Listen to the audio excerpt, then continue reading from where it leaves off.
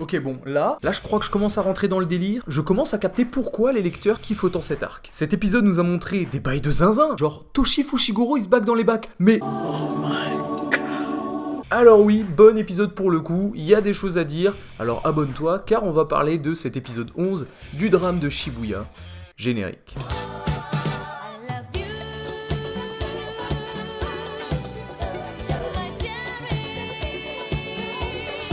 Sacré épisode, ça annonce vraiment la couleur pour la suite et bon, c'est vrai qu'avec les premiers, j'étais un petit peu réticent, ils m'avaient pas spécialement convaincu, sauf celui où Gojo est scellé, mais là, je commence à rentrer dans le délire. J'aime beaucoup, mais aussi, bon Dieu, mais quelle animation de bâtard! On est sur un souffle du budget made in Mappa et bordel, c'est soigné au poil de cul, c'est une dinguerie. Entre accélération et ralenti qui se mélangent dans les combats, la netteté des mouvements et des dessins, mais c'est trop! Dans cet épisode, focus à fond sur Yuji, Megumi et l'autre mec là, qui ont pour mission de défaire le rideau qui empêche les exorcistes d'entrée. Nanami fonde ses espoirs en eux, les mecs sont déterminés et savent qu'ils n'ont pas le droit à l'erreur. Et effectivement, cet arc a l'air de vouloir remettre Yuji sur le devant de la scène. Déjà le type pour défaire le rideau se contente de mettre des grosses patates de bûcheron au bail. Et le mec qui est avec eux justement, il se dit putain, le mec est super balèze, limite il est aussi balèze que Nanami, en termes de force physique bien sûr. Et juste ces petites interventions de personnages qui réalisent que Yuji a une grande puissance, et s'en retrouve même étonné, bah ça vient sublimer son image, lui porter déjà bien plus d'intérêt qu'il ne pourrait en avoir. En même temps on le voit lancer une voiture à main nue, à partir de là...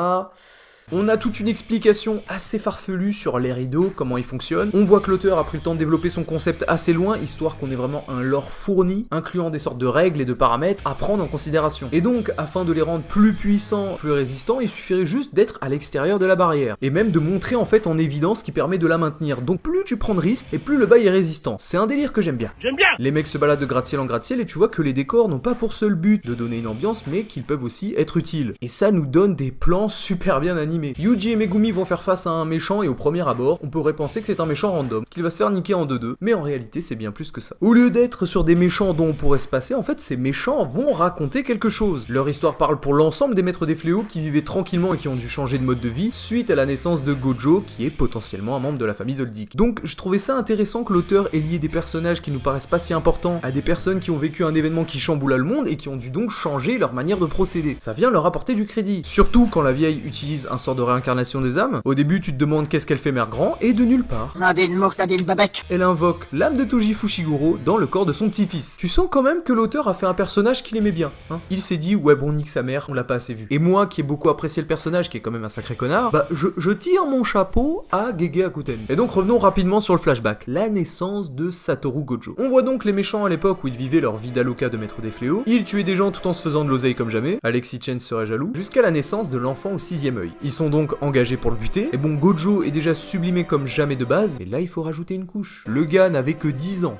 il s'est contenté de marcher, s'arrêter, et de regarder les mecs, et ils se sont chiés dessus comme s'ils avaient vu un démon. La scène elle toute seule suffit à résumer le personnage. Et bon, Ino là, dès que j'ai vu le petit flashback, j'ai fait ok, c'est bon, il va crever. Et ça a pas manqué. Enfin, est-il vraiment mort? On n'en a pas la confirmation, mais après s'être mangé une salade de phalange pareille, je me demande comment il va s'en sortir. On voit un peu de quoi il est capable, on voit un peu ses capacités. Le mec est capable d'invoquer des animaux issus du folklore chinois. Sacrée coïncidence, on a donc un combat d'invocateur à invocateur, la vieille peau lui dira elle-même. Maintenant, je vais revenir sur le combat, parce que oui, il était stylé. Les mecs se déchaînent face à lui, vraiment il se prend des patates, t'aimerais pas te les prendre, et le type ça lui fait rien, parce que oui, il a un sort inné super stylé et assez intéressant, mais j'aurais aimé voir la limite de celui-ci. Le mec est capable d'inverser la force des attaques qu'il reçoit. Plus tu frappes fort, plus ton coup est éclaté, et vice versa. D'ailleurs, c'est même le nom de sa capacité. On met aussi un peu en lumière la technique des ombres de Megumi. Le mec fait apparaître des lapins, et c'est comme ça qu'il comprend comment le pouvoir du mec fonctionne. Il y a vraiment tout un stratagème, ça fait des feintes, tout ça pour que son crapaud lui foute un petit coup de langue, t'as l'impression que le mec s'est pris un bus RATP. Mention honorable aussi à l'éléphant de plénitude, c'était pas mauvais. Et le move final, qu'est-ce que c'est que ce truc? Idée incroyable. On a vraiment droit à un plan super soigné avec la musique derrière, tu sens la puissance du bail. Il sent le vent dans sa tête, il sait que ça va lui faire mal. Et au dernier moment, pouf, il s'arrête et bam, petit coup dans sa gueule et le mec prend v'là des dégâts. Les mecs le terminent à base de coups de poing simples, mais c'est tellement satisfaisant à regarder. Parce que oui, la violence dans Jujutsu Kaisen, c'est sympa à voir, c'est appréciable. Des os qui craquent,